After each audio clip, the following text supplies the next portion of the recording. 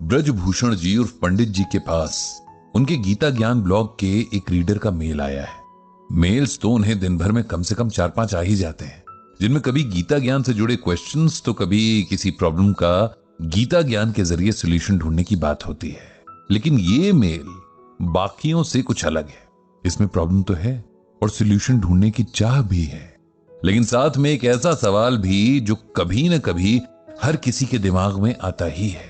ये सवाल इंसान कभी खुद से तो कभी अपने क्लोज लोगों से पूछता है, और मोस्टली जिस भी भगवान को मानता है उनसे भी पूछता है। सवाल क्या था ये जानने के लिए आपको उसके मेल को सुनना होगा। तो अब जानते हैं उस मेल में क्या था।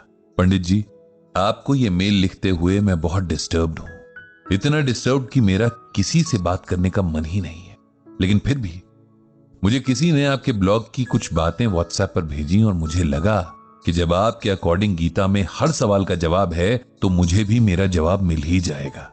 मेरा नाम राजेश है, मैं लगभग 55 साल का हूं, शादीशुदा हूं, एक बेटा है और बाय प्रोफेशन एक केमिस्ट हूं।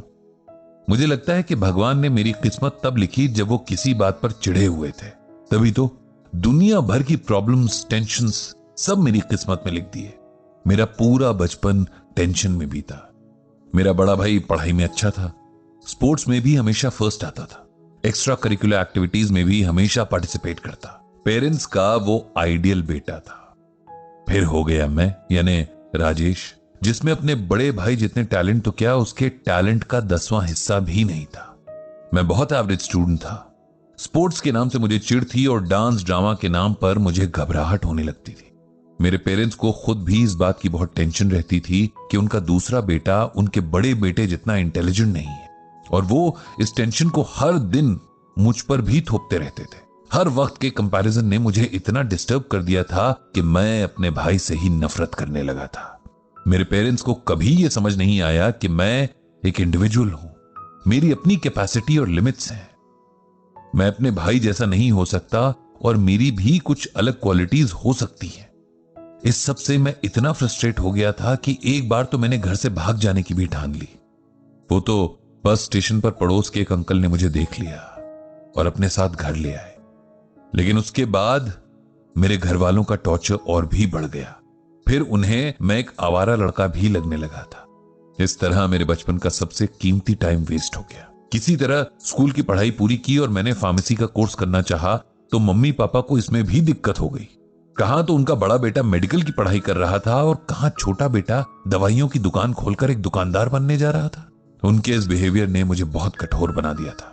अब मैंने ठान लिया कि चाहे कुछ भी हो जाए मुझे यही कोर्स करना है। मम्मी पापा फीस के पैसे दें तो ठीक, नहीं तो मैं पहले छोटी मोटी जॉब करूंगा और फिर कोर्स करूंगा। पेरेंट्स ने पैसे नहीं देने थे तो नहीं दिए, इसीलिए मैंने मार्केट की एक केमिस्ट शॉप में अपने लिए काम ढूंढ लिया। मुझे इस फील्ड में कोई नॉलेज और एक्सपीरियंस तो था नहीं, इसीलिए दवाइयां पैक करने का काम मिला। यह दुकान पड़ोस के एक भैया की थी और मैंने उनसे कहा था कि मेरी सैलरी अपने पास ही जमा करके रखें। जिस दिन मेरी फीस के पैसे जमा हो जाएंगे मैं उनसे ले लूंगा। घर में माहौल तो वैसे ही खराब था, इसीलिए वहां रहने का मेरा मन नहीं करता था और अब जॉब की वजह से बस सोने के लिए ही घर जाता था। मेरे पेरेंट्स सब मुझसे हर तरह की उम्मीद छोड़ चुके थे, इसीलिए उन्हें कोई फर्क नहीं पड़ता था कि मैं कहां हूं। 2 साल बीत गए और मेरे कोर्स की फीस जमा होने में बस 2 महीने की देरी थी कि यहां भी किस्मत ने धोखा दे दिया। दुकान के मालिक जो मेरे पड़ोस वाले भैया थे, उनकी एक एक्सीडेंट में डेथ हो गई और उनके बाद उनके बच्चों ने मेरी बात का यकीन ही नहीं किया कि मेरी 2 साल की सैलरी उनके पास जमा थी। मैंने रिटर्न में तो कुछ लिया नहीं था, इसीलिए इस बात का कोई प्रूफ मेरे पास नहीं था। अब मैं खाली हाथ था, मेरा दिल टूट चुका था और मैं ये तकलीफ किसी से शेयर भी नहीं कर सकता था।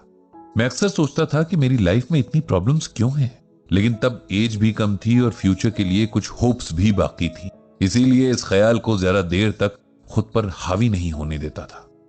केमिस्ट शॉप में 2 साल काम करने के बाद मुझे इस काम की डिटेल्स तो पता चली चुकी थी, बस मेरे पास वो डिग्री नहीं थी जो इसे चलाने के लिए जरूरी होती है।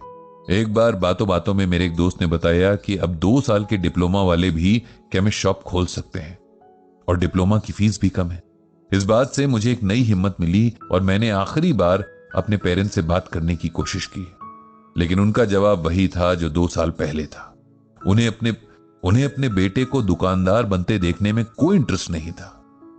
अब मेरे पास कोई चारा नहीं था, तो मैंने अपना कोर्स करने के लिए अपने ही घर में चोरी की, और इसका गिल्ट सारी जिंदगी मेरे मन में रहेगा। कोर्स पूरा करने के बाद अब मैं फिर से खाली था। मेरे पास फूटी कौड़ी भी नहीं थी कि मैं अपना काम शुरू कर सकूं। मैंने फिर से एक फार्मा कंपनी में काम करना शुरू कर दिया। बहुत मेहनत और ईमानदारी से काम करता था, ओवर टाइम भी करता था कि किसी तरह पैसों का अरेंजमेंट हो जाए और मैं खुद का काम शुरू करूं, लेकिन इसमें बहुत टाइम लगने वाला था। मेरा बड़ा भाई अब तक डॉक्टर बन चुका था। मेरे पेरेंट्स ने उसे बहुत सपोर्ट किया और अब उसका खुद का क्लिनिक था। यह देखकर मैंने भी अपने हिस्से के पैसे मांगे और एक बार फिर अपनी इंसल्ट ही कराई। अब मैं अपनी नौकरी में रम गया। वहीं मुझे एक लड़का मिला जो बिल्कुल मेरी तरह सोचता था।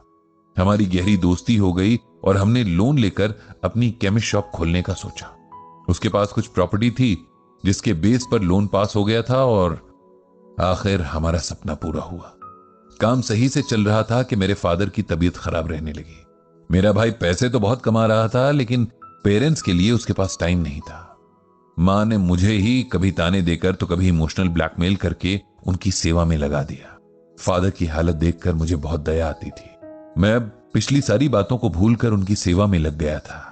उनकी मेडिसिन से लेकर उनको वॉक कराना, शेव करवाना, ये सब काम मैं खुद करता था। 1 साल बाद फादर की डेथ हो गई और जाते हुए वो अपनी बची हुई सारी प्रॉपर्टी और सेविंग्स मेरे भाई के नाम कर गए। मुझे अपने फादर से प्यार के 2 शब्द तक नहीं मिले। एक बार फिर मैंने अपने आप से सवाल किया कि आखिर मेरी क्या गलती थी, कि आखिर मेरी क्या गलती थी जो मेरी लाइफ में ये सब होता है। खैर, टाइम के साथ मेरा काम ठीक से चल गया। हम पार्टनर्स अलग हो गए और हमने अपनी अपनी शॉप्स खोल ली। लाइफ थोड़ा ट्रैक पर आई तो मैंने अपनी एक दोस्त से शादी भी कर ली।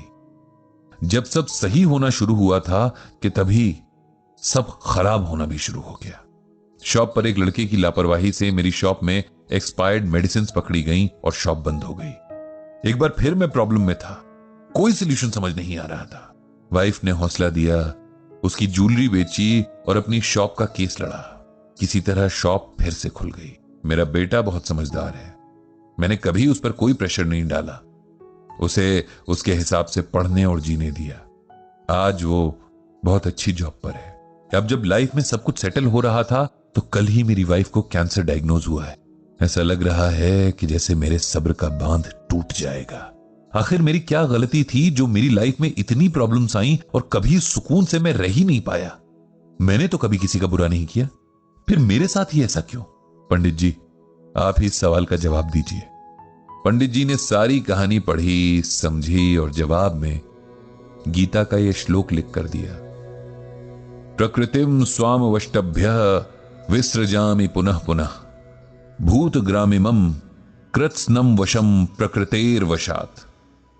इस श्लोक में भगवान श्री कृष्ण कहते हैं कि मैं इस सारी प्रकृति को वश में करके बार बार बनाता हूं और यहां सभी प्राणियों को उनके कर्मों के अनुसार जन्म देता हूं। हम सब ये बार बार भूल जाते हैं कि आत्मा एक शरीर से दूसरे शरीर में जाती है, हर बार पिछले जन्म के अच्छे बुरे कर्मों का भार साथ लेकर। इन अच्छे बुरे कर्मों का हिसाब हमें चुकाना ही पड़ता है।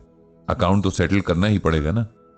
इस बात को ऐसे समझिए कि कई बार किसी से हमें बिना जान पहचान के भी लगाव महसूस होता है, जैसे हम उन्हें पहले से जानते हो, और किसी से बिना बात के नेगेटिव वाइब्स आने लगती हैं। कहीं ना कहीं यह हमारे पिछले जन्मों के ही एक दूसरे के प्रति किए कर्म है। भगवान हमारे साथ कोई दुश्मनी नहीं रखते कि हमारी किस्मत में दुख लिखें। यह तो हमारे खुद के कर्म हैं जो हमारा भाग्य बनते हैं। आपने बहुत संघर्ष किया है, लेकिन अब यह सोचकर खुद को मजबूत कीजिए कि ये सब पिछले जन्मों के कर्म थे। अब आगे सब सही होगा। ईश्वर आपको शक्ति दे। ये कहकर पंडित जी ने मेल भेज दिया।